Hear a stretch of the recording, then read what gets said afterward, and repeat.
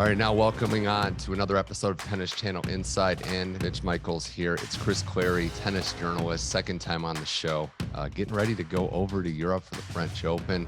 Talking to him from his place in San Diego. Chris, thank you for coming back on the show. And as we discussed, there's a lot to talk about as we are ramping up this road to Roland Garros. Thanks for coming on. Yeah, Mitch, it's been going on here with all the clay happening, and these tournaments all seem kind of like Roland Garros. They're all lasting nearly as long now. The Madrid tournament and Rome, these are almost 2 weeks now. So it's kind of hard to distinguish the pecking order, but Roland Garros is still the king, right?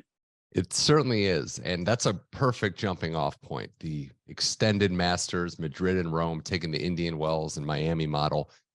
I know you classify yourself, or I classify you as a tennis purist and a true tennis journalist. Where do you stand on this? Where it's, on one hand, I think it's fair to understand that it's creating more opportunity for players to play in these events and chances of that regard, but it is longer. It's extending the season. Mentally, it can be taxing. Where do you stand on the expanded draws in Madrid and now Rome? I think it's everybody has a right to take their product and do what they want with it in terms of, you're running the ATP, you're running the WTA. I think it is problematic in terms of what it does for the whole population of players, and that it kind of makes those the only shows in town for long chunks of time. Obviously, the draws are expanded. That's positive. Gets more players into that prize money pool. Gives more players an opportunity to play a Masters 1000 or a WTA 1000. But a lot of them are going to lose early, and then you're kind of in a situation where you're really out of commission for a couple of weeks. And if you play back to back like you do with now Madrid and Rome, you're talking about a month. So I feel like they need to have more content in those windows. And if you break tennis up into just a bunch of mega events throughout the whole year, I think a lot of the world and a lot of communities really enjoy that 250, 500 level tennis. And we need more of it in some ways, not less. I recognize I'm not going to get the star power, but I still think those things have a lot of momentum and a lot of meaning to their communities. And they bring a lot to tennis to have more small tournaments players can kind of make their names on. But at the same time, if you're Andre Gaudenzi or you're Steve Simon, clearly these mixed events are where the media pop is, where the prize money and sponsorship pop is.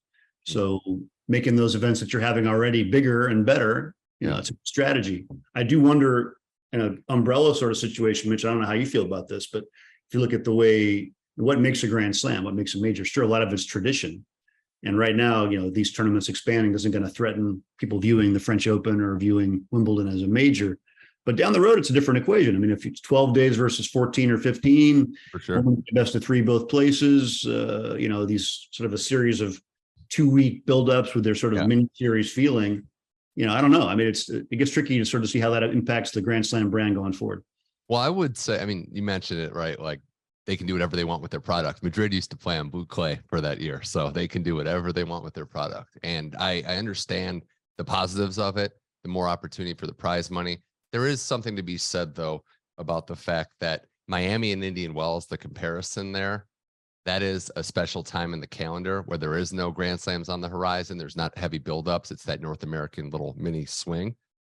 I have some kind of, now nostalgia because it's a year ago, and you look at Monte Carlo where there's something cool about great matches early in these tournaments where you start a draw with just action. And I don't know. I do think there might be some fatigue for the players, for the fans, even where we're going into another, like you said, 2-week draw where, okay, let's just wait a couple days to see how it shakes out and what the matches are. Because I think a lot of people are looking at these first few days, unfortunately, Chris, has the tournament really started yet? Has the action ramped up, which wasn't the case last year? Yeah, I think even now, I have people who are casual fans, ask me about what's going on at Indian Wells or Miami, and they don't even know, sort of when the thing kind of really ramps up and sort of when they anticipate these big matches. People that are inside the sport at those events recognize that it starts to go in that first weekend. And that's where you get the big seeds playing and it all ramps up. But the average, sports fan or casual tennis fan does not even understand that now with those tournaments' history.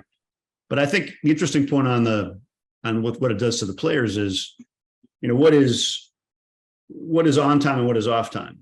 So basically, you have the day off. If you're a seed, you can arrive at Madrid or in Rome and have a day off now, pretty much programmed if you win a few matches between them. But I'm not sure players view that as downtime. I think that's mentally, especially when you're there and you're into that story of that tournament, you're in it and you're you're working. I mean, I think Iga Swiatek said this a couple of days ago. We're still doing our routines and our rhythms when we're not playing. And once we're at a tournament, it becomes kind of a set piece. So that can be draining mentally, I think, on players. And the clay court swing, yeah, it's those Masters 1000s in a 7-day or 8-day kind of format are super intense. Yeah, and the players get a break afterward if they want to schedule the things that. Now you're going to head into Roland Garros. Carlos Alcaraz, for example, if he goes deep in Rome and ends up playing, that's a lot of tennis. Yeah, it's backed up one after the other before you head into Paris. Yeah, and it's worth noting the players. I mean, there's been some on the WTA, especially players that have spoken out about the mental grind. Annie Simova is going to take a break. We wish her well. Andreescu, Badosa have said, look, it's tough mentally. The season getting even now longer is not what they want to happen. I'll add some sort of context though, Chris. We're getting some of the best challengers of all time because I think the 6-week challenger of these big events is turning into just an all-star field. I mean, we had 2 top 50 guys looking, going deep into the one with Murray and Tommy Paul. So maybe that's a positive for some of these challenger events that they're attracting players, but it's one way to look at it, I guess. Yeah, maybe so. And if that's the case, let's promote that. Let's make that clear that this is going to be the point these players are going to make, and they're going to go this direction. And let the sport, let's not have it be happenstance. Let's kind of get that as part of the plan and make it that way, and not make it seem like an afterthought. And I think that's great. Yeah, if a challenger can play that role of taking tennis to other communities and giving more players, playing opportunities, that's good. But I feel like this system, I understand the appeal, and that's certainly how you sell a package to sponsors and broadcasters, is you have these big events, the Masters 1000s, and they get bigger the longer they get in a way. But to have the whole year with these things taking up all that air and space, and your top players kind of committed to that, is that the best use of all their time? I don't know. It's a good debate. Well, as we look at Madrid in the rear view, it goes back to a familiar face defending his title. Carlos Alcaraz, defends it again, beats Jan-Lennard Struff in an exceptional 3-set match. But up until that point, it was smooth sailing for Alcaraz. And before we get into the context of the match, Chris, I am just so impressed with how he is professional at such a young age, how he's assumed the role as the top dog, and how he continues to be process oriented, much like his countrymate Rafael Nadal. Alcaraz, who just turned 20, hard to believe, continues to just do all the right things and check all the boxes. This was an expected result, and yet he achieved it. I think that's an underrated part of becoming an all-time great. Yeah, that's really the thing that's so appealing and exciting about him, is you can see him just sort of busting through these barriers and these sort of going over these plateaus and jumping up to the next one. And he seems like he really understands, with the people he's got around him, with Ferrero as his coach and his advisors who worked with people like David Ferrer for a long time. They have a lot of experience. I think they're helping him, really keep his feet on the ground, but not too much on the ground the way he plays, but certainly on the ground metaphorically. And he seems like he's kind of routining it now in some ways. It's interesting. He's only 20. He's going to be playing Rome here really for the first time. But it still feels like he's sort of doing things he's done before, and now has a veteran attitude about it. And the way he's managing his matches, very much in veteran mode, where you can sort of see him kind of managing the flow, managing the risks, managing the shot selections better than he was a year ago. And he was doing pretty well a year ago too, you recall, obviously. Yeah. Beating Djoko and Nadal on clay. So to me, if he stays healthy and he keeps his team stable and around him, and people like who he has now, sky's the limit, definitely.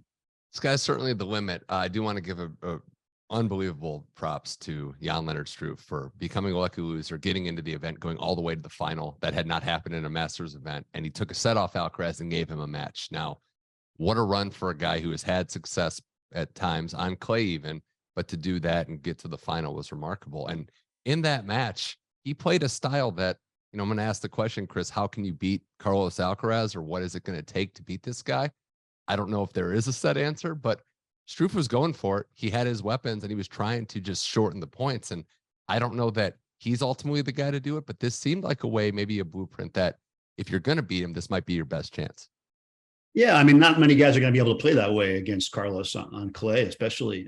But I do think that's a good approach. I mean, like a great player with all those options, if you rush him and give him some sort of, pressure to work the magic, going to get more errors out of that for sure. But it's a tough road to hoe if you're not used to doing it. I mean, like a Maxime Cressy type of style, or the way Struff was playing, there aren't many who can. But I think the idea of selectively attacking is a good play against him, because frankly, once he gets into that mode where he covers the corners, he sets you up with that massive forehand, and then next thing you know, you get a drop shot. If you give him a little too much time, he's gonna own you, I think. And he seems like he's gotten more stable in terms of his emotional management of matches now. I would imagine that's only going to get better as time goes on here, as he gets more and more confidence in his abilities and his understanding of how many choices he has and how many of them are good choices, because he's got a lot of options. It's interesting too, because he's someone, as any young guy, we're always wondering, okay, well, no matter how good it is, what's it going to look like in a major best of 5? He's like the one guy where you're like, oh, it's going to be fine. Like, we can just, there's no way you're going to doubt this guy in a conditioning test. And if you need any reference for that, look at last year's US Open when he went 5 sets 3 times, followed by a 4-set final. Plus, a lot of times going to bed at 3:30 or 4 in the morning and having to get up. It was like, living the New York city never sleeps life all the way through. Yeah, I mean, I would say the interesting thing about Paris is because what we just discussed earlier in this, with the buildup of these big sort of, what do you call them, mini slams, if you will. Yeah. That's a different sort of psychological dynamic. And he has been the guy at these tournaments. And obviously Djokovic is now there in Rome, but there's been no Rafa. So the focus has really been on Carlos. Mm-hmm. Emotional aspect of it, playing the match, Monte Carlo coming in. Barcelona and Madrid. He was the main focus. You got some other Spanish players, but he was the thing. And just to get that level of veneration, that level of interest in him in Spain is just massive. So that can drain you. And that's something new. I mean, he's had some experiences like that, but not the kind of consistent sort of spotlight, emotional energy having to be dealt with. We'll see if he arrives in Paris with a full tank. I think it depends how it goes in Rome, and that could be a factor for the endurance mentally as well as physically. Yeah, the only concern I have with him, and I don't know if I'd consider it minor or major, somewhere in between, is just staying healthy, managing the schedule. We've seen him get injured in matches. We've seen him miss time.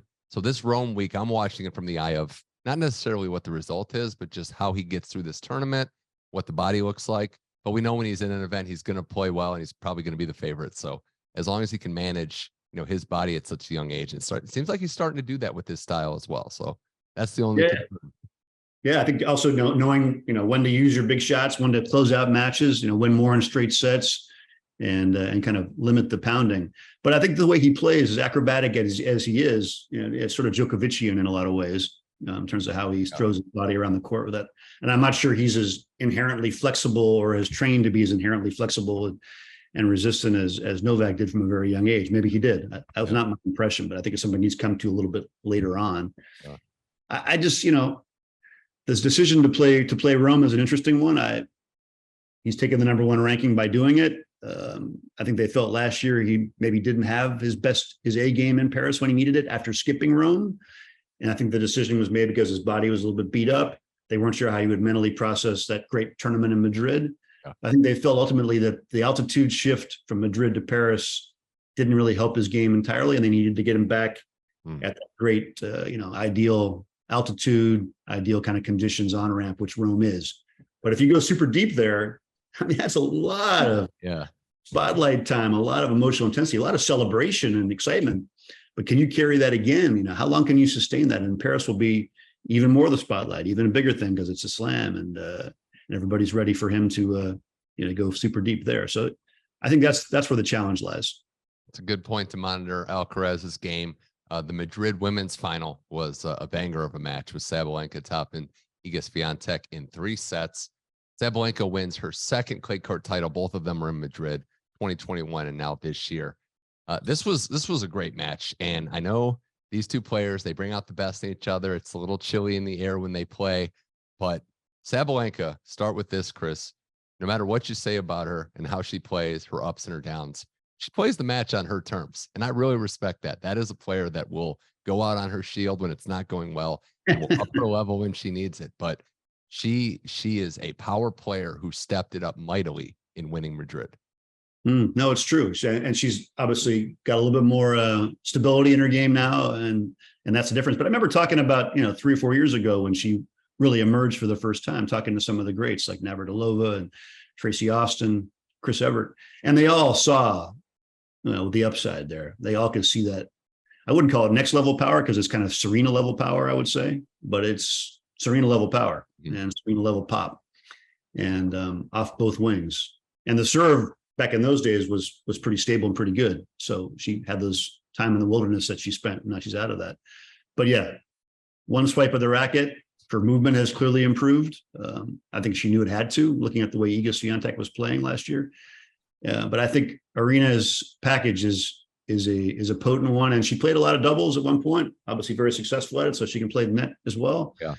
And I just love Mitch. I've been around long enough that I've been complaining about this. I feel like a broken record, even though not many records exist anymore. But I feel like I've been asking for a rivalry on the WTA side for so long. Here we go. And I really feel like the sport needs it.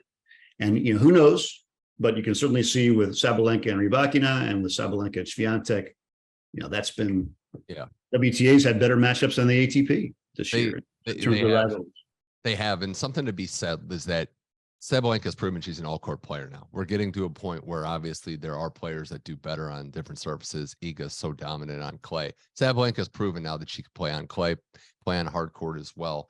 And she has stepped up her game. I want to ask you, without taking any disrespect or any credit away from Sabalenka, is there something with, you mentioned the Madrid altitude and everything that's, how that setup is? She's won 2 clay court titles on Madrid, hasn't had the deepest runs in Roland Garros. Do you think her game is maybe more suited for the conditions in Madrid? Because this isn't a fluke now. Yeah, she did well in Stuttgart too, but that's indoor clay. So that's pretty pure conditions. I don't know. I mean, as long as she's moving pretty well, that kind of power, she can hit through anything. And she's comfortable with the footing. And I think her timing, and I think it actually makes her in some ways maybe more dangerous because she's got a little more time, and her shots, because he has that extra level of power that can do damage other players cannot. So, yeah, I mean, is it her best surface? No, but I think she'll be fine at sea level clay. And the other thing worth mentioning is you look at her as an all-court player. I mean, I like her game on grass and her mentality on grass a lot more than Iga Swiatek. So she's really, at this point in time, we'll see how Iga goes forward on grass, but Sabalenka probably, with Rybakina not far behind, is a triple surface threat, really. Do you think we've gotten to a point, because going into this tournament, Sabalenka was, a distant second, let's say around 13-1 or so to the French Open. That number's come down a lot. There's a huge gap between anybody else. It's Iga, Sabalenka, everybody else. Is this setting up to where those two, in your mind, should be the overwhelming favorites to win the French? Yeah, I think people were thinking about maybe Krejcikova, Barbora, with her being able to, play so well a couple of years ago, has a great game for clay. I think people were looking at her early results this season, saying she would be up high in that mix. Hasn't really had that big result in the lead-up tournaments to justify that feeling. Certainly a very dangerous player. Rybakina, if she's healthy, clearly has had success in Paris before. Has a similar situation, Sabalenka, that she's able to, with that pace and movement, generate the pace on the clay and do a lot of damage on any surface. But yeah, I think those two have earned their spots. Iga certainly at the top, and Aryna just after her for sure. More with Chris Clarey here on Tennis Channel Inside In. I do want to mention with Iga Swiatek, she still looked great in that match. She won Stuttgart. This is a great year for the number one player. It would be great for anybody, but she has last year chasing her. She has the standard she set last year. Is that a pressure that you could see creeping in a little bit? That, last year she won the Sunshine Double. She wasn't able to this year. Sabalenka got her in a big clay court match. Is there pressure creeping into Iga after she was so utterly dominant last year? I think so. I think it's inevitable. I mean, that was her breakthrough season. I mean, obviously she broke through to win the French Open at a more closer to nowhere a couple of years ago, but last year was really when she consolidated it all. And it is a lot to bear. And it's also because of the responsibilities that come with it. I mean, every tournament you go to, you are part of the focus. And she's been doing that for a while now. There's a rhythm there, but it's also, it can be draining. And for sure, now that she sees other players coming up who can threaten her now. And I think Sabalenka has always been on her radar, even though she had a string of beating her 3 times in a row in straights. She always knew how dangerous she could be from some of the early results, and players can feel there's a threat. So I think there is going to be chances that during the course of the season when Iga will be kind of a little bit worn down by the pressure of defending all those points. But to her credit, she's somebody who's very intentional. I've done a number of interviews with her now. She clearly is thinking about the big picture all the time with her team, and it's a strong team. They don't hide from the issue. They address it. They talk about it openly. They don't pretend that there's not going to be these issues that are going to keep floating to the surface, and they try to preempt them. And she's played some great tennis. I mean, you've seen her come back, and obviously in Stuttgart, for example, was just playing so well and so sharp and so crisp. So I feel like they're on top of it, but inevitably there's going to be moments where it'll get to her. Right. Her baseline game, and not just playing at the baseline, but her floor, let's say, is so high. She's so consistent. She did not play bad in that match. It was all credit to Sabalenka. I trust her in most big matches, and I definitely feel like it's going to take a special outing to beat her. And look, if you want to put the perspective in it, as you know, being an all-time great, it's not just smooth sailing to a bunch of majors. There's going to be a pushback. There's going to be, you have the target on your back, and it's how you respond. And you can look at Serena, the big three, the historical greats like Chrissy Evert or Martina. They weren't just unassailably the best. They got pushed, and more came out of them. So I think this is a great thing, and ties back to what you said. A rivalry in tennis is women's tennis is just great. Yeah, and really, I think it's early days, but I feel like there could be several on the WTA side if players can stay healthy. But that's been the issue. Players have stayed healthy or not stayed healthy, and they've also, for off-court reasons, dropped off the radar. I mean, think about what situation a couple of years ago. Who do you think were going to be the factors going forward? It was going to be Naomi Osaka. It was probably going to be Emma Raducanu after watching what she did at the U.S. Open. Yeah, Ash Barty is going to be there. I'm not saying that Naomi Osaka and Emma Raducanu won't come back and be factors in women's tennis again. Maybe they will, but at this moment they're not. And so it's amazing how much that landscape has shifted in a hurry. And so you kind of hope it doesn't shift again that quickly, because I don't think that is good. I think you need some continuity in a very competitive sports landscape globally. I think you need to have appointment viewing, and new players who emerge, like an Alcaraz. Certainly, everybody wants to see him play. You could feel that in Indian Wells, how much the public wanted to see the guy live. You can feel it a little bit with people like Iga as well when you go to these tournaments, but nothing that beats appointment viewing when there's a rivalry involved. That's what you need, and the WTA has gone too long without it. Well, the last thing I want to say, and it's unfortunate to have to bring this up, but we're going to have to talk about it. I know the Madrid women's doubles situation was just not ideal in a lot of different ways. And, the tournament itself, did a great job in attracting the talent and giving us great matches. But the gaffe of not letting the women speak after, I just don't know how this oversight happened. And it's unfortunate, not only because it's women's doubles, Chris, but these were some premier names in the sport. Like, no disrespect to exclusive doubles players, but when you have Coco Gauff and you have Pegula, Victoria Azarenka, even Haddad Maia, I just don't understand how an oversight like this can happen. But I hope at the end of the day, everyone moves on and learns from it. Yeah, I haven't seen all the reporting from Spain on it. I haven't seen all the the explanations in full, but clearly that's just a bonehead move in this era, especially, and a tournament that's had some issues in the past with the way it presents for women and sort of some of the allegations of sexism against the tournament. They need to be, I think, on the right side of that issue. And I clearly believe this situation there's no real defense of it, other than they needed to think it through ahead of time. I hope it wasn't any kind of a payback. That's how it appears from the outside for some of the comments that were made about Cakegate. Yeah. I'm Sabalenka would seem like a pretty minor thing in my view, and you can sort of view it from the Spanish lens, where Carlos Alcaraz is the next big thing in Spain, and so they want to celebrate his birthday. But if that's the way they process that, they need a better processing system, because that was way off base. I'm hopeful it's just a mistake we can move on from. And speaking of that, we're into the Rome Masters, the final stop on the road to Roland Garros, the final big stop. Can you believe it's only the fourth time that Djokovic and Alcaraz are in the same draw? First since their epic match last year in Madrid.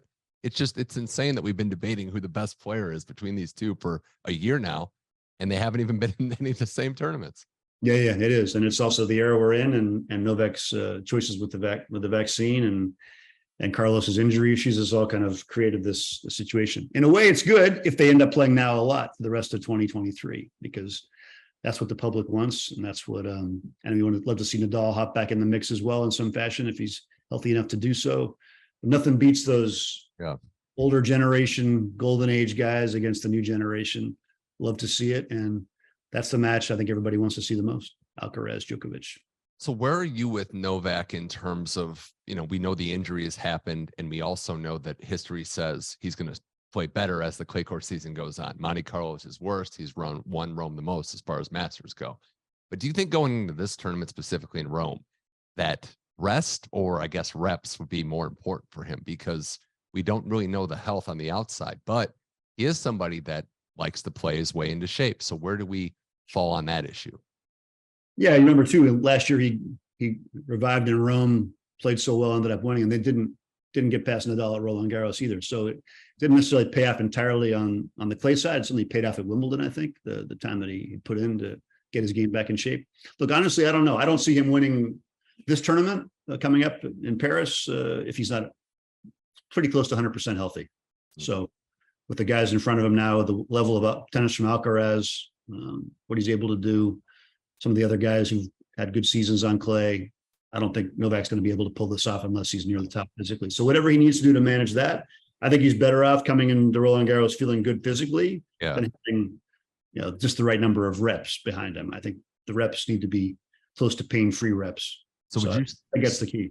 Would you say you'd be, I guess, surprised or not expecting him to even make the final? Because I know Alcaraz, like what he's done, obviously, and near the top.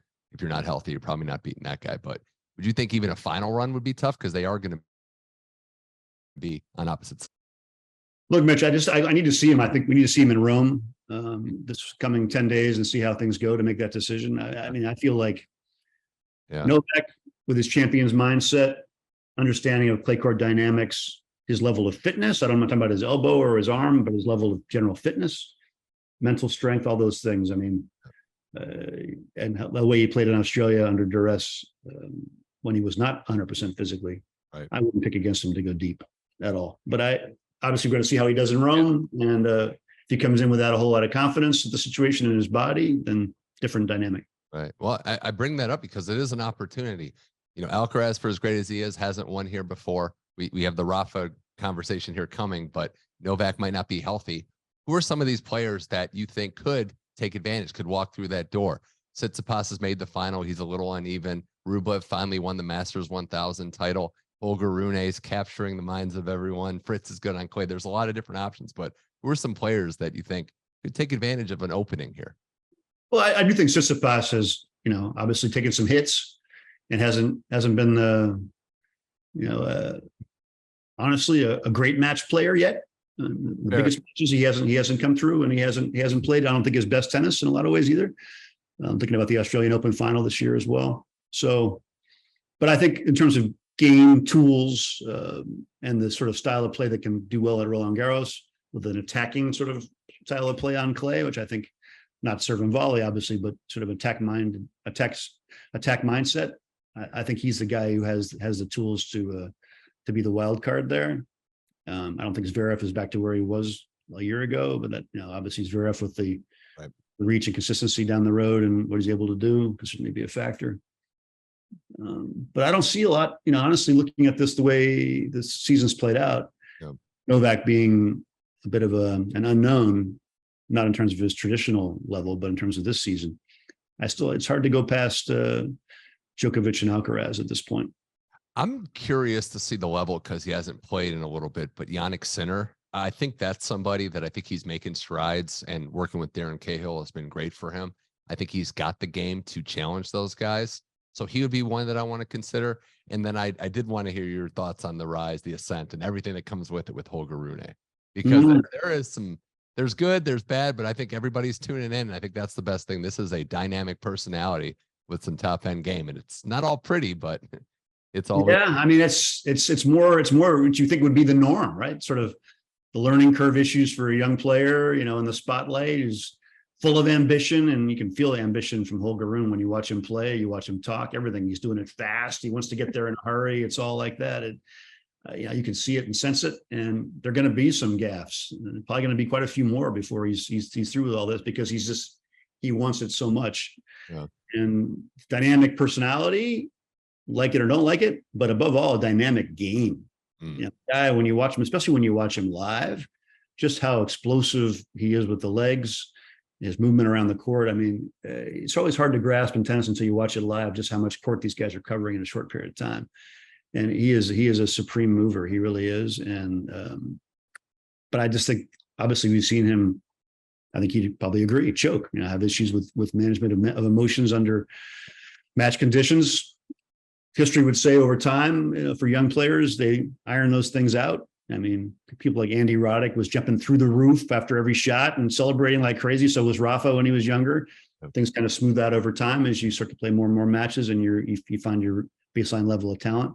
But there's not anybody in the locker room or the coach's corner there who wouldn't put Holger as potential Grand Slam champion down the road with his tool set and his ambition. Right. I agree that he's got some rough edges to smooth out, but this is the rough edges. He's number 7. So if he smooths them out, we'll see. Yeah, you got to have a little bit of different types of personalities to deal with. You're going forward for the next generation, right? I mean, Carlos looks like he's positioning himself to kind of be the gentleman, smiling through adversity, sort of enjoying the process. But I don't mind a little tormented, driven soul as well. It's good for the audience, good for the spectators. Absolutely. Well, I want to wrap this up with talking about the 14-time French Open champion, Rafael Nadal, who's not in Rome, will not be playing a lead up till Roland Garros for the first time in his career. He's still, a third favorite in the odds makers' view behind Alcaraz and Djokovic based on reputation, because we haven't seen him play since Australia. What would your outlook be for Rafa? We know everything that he's done on this surface. It's probably the greatest record in the history of sports, but he's an aging athlete who has not played this clay court season. What's reasonable with this guy to expect? I think the problem is everybody's had to, bow to Rafa's extraordinary abilities too many times, and then he's sort of beat the odds too many times with his preparation being not ideal, coming into Roland Garros, still finding a way to win. So it's just hard until you see him fail in a logical situation to totally believe in logic. I think that's the issue. So, someone like me, I have a lot of scar tissue with, making the wrong predictions over the years about, he's not ready this year. Things are not ideal and not optimal. Other players are in position. Then he seems to find a way. This would be the ultimate Houdini act if he were to pull this off. I don't see it. So I think I'm not alone there. It's just hard to imagine not having had a lot of any clay court reps and also not having had a lot of success on other surfaces coming in before when he was playing quite a while back or at the end of 2022. So it's a little bit different scenario. I mean, there hasn't been the success anywhere really for quite a while now for Nadal to come back and pull off another title run at Roland Garros. So I don't think our expectations should be there. I think if he comes back and plays Rafa-like tennis again on clay, all good. Amazing achievement in some ways based on the kind of physical challenges that he's facing. But would you want to play him in the first or second round or third round of Roland Garros? Definitely not. So, and something inside of us knows that he has this inner belief that he can channel. And you've seen it with champions in the past where they've sort of like Pete Sampras at the US Open, in 2002, not really having a lot of form, but finding the game he knew he had in him again as a great champion and running the table. Yeah. So, and I think we sort of saw Rafa do that in Australia a year and a half ago. So but I just don't think too many things stacked against him this time, I think. Well, I got that scar tissue with you because last year he was the third favorite. He lost a brutal match to Shapovalov, I believe it was, in Rome. And then he just went on and won the French Open, but he's no longer in the top 10. You mentioned the success he hasn't had and just no reps at all. I don't know, but we've been wrong so many times. So it's like you say never. That's the one guy that I'll always give the benefit of the doubt to. But Chris Clarey, this has been a blast. I'm always appreciative of any time you give to the show coming on Tennis Channel Inside In. I look forward to following your coverage of the French Open. Safe travels first to Boston, and then we're going to go to Europe and then, see what we can uncover at Roland Garros. But always a pleasure talking tennis with you. And thanks for coming on Tennis Channel Inside In. Thanks for having me, Mitch.